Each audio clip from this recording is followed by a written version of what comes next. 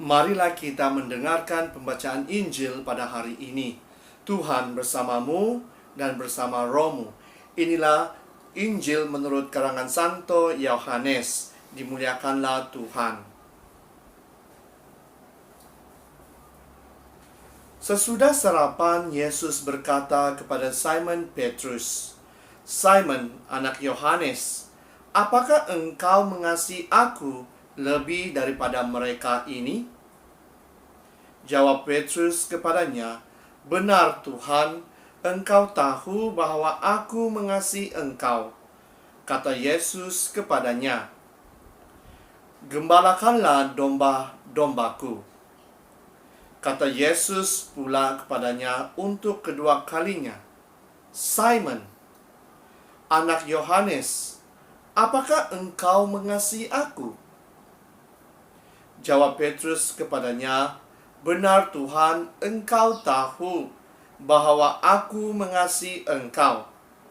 Kata Yesus kepadanya, "Gembalakanlah domba-dombaku."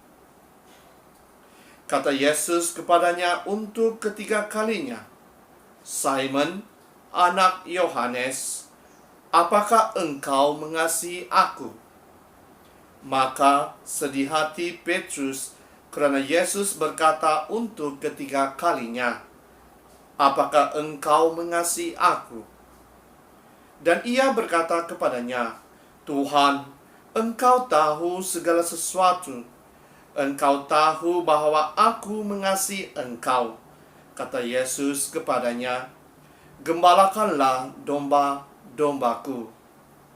Aku berkata kepadamu, sesungguhnya ketika engkau masih muda, engkau mengikat pinggangmu sendiri, dan engkau berjalan kemana sahaja kau kehendaki.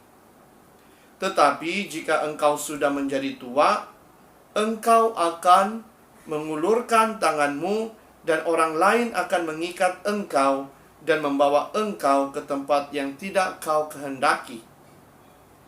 Dan hal ini dikatakannya untuk menyatakan bagaimana Petrus akan mati dan memuliakan Allah. Sesudah mengatakan demikian, ia berkata kepada Petrus, "Ikutlah aku." Demikianlah Injil Tuhan. Terpujilah Kristus.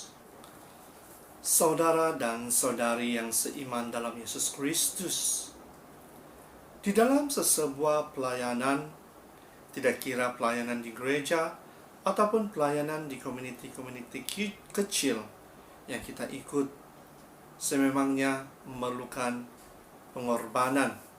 Tidak kira pengorbanan dari segi masa, tenaga.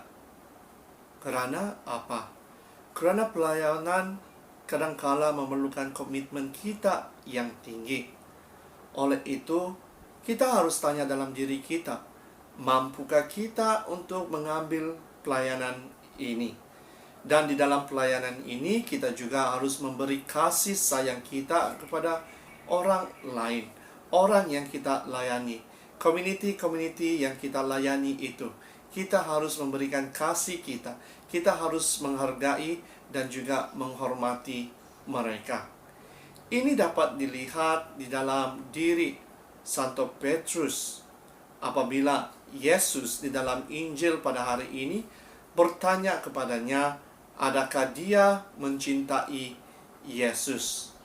Dan Simon Petrus menyatakan kepada Yesus, "Ya Tuhan, saya tahu, engkau tahu bahwa saya mencintai engkau." Dan soalan ini ditanya sebanyak 3 kali. Dan Simon Petrus juga menjawab Yesus sebanyak 3 kali. Jadi saudara dan saudari, kita juga harus bertanya di dalam diri kita, adakah kita mengasihi Yesus? Adakah kita mengasihi orang-orang di sekeliling kita? Adakah kita mengasihi gerejanya?